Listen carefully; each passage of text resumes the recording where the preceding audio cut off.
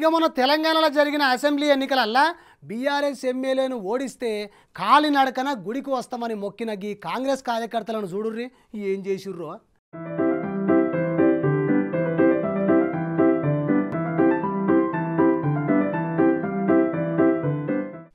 పాలకుర్తిలో మాజీ మంత్రి దగాకోర్ దయాకర్ అరే అలవాట్ల పొరపాటు అయింది.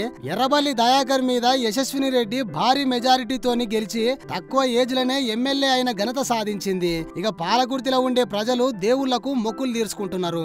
ఎర్రబెల్లి పోవుడుతోని పాలకుర్తికి పట్టిన శని పోయిందని సంబరాలు చేసుకుంటున్నారు. అగో ఇప్పుడు ఒక వీడియో చూపిస్తా చూడురి.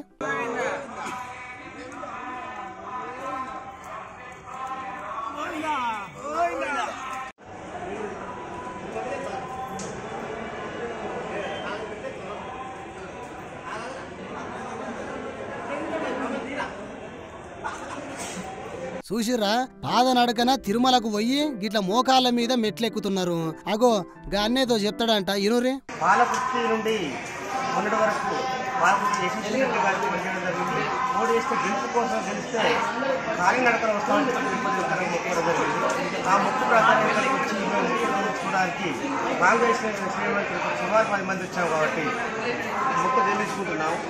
అదే రకంగా ఇప్పటి వరకు 40 సంవత్సరాల జీవిత చరిత్రలో ఏ రోజు కాంగ్రెస్ స్వాతంత్రం వచ్చింది, కానీ పాలకుర్తికి ఈరోజు స్వాతంత్రం వచ్చింది. దయాకర్రావు అనే దుర్మార్గ పాలనకు చర్మగీతం పాడాల్సిన అవసరం వచ్చింది. ఆ చర్మగీతం ఒక 26 సంవత్సరాల అమ్మాయి చర్మగీతం పాడింది.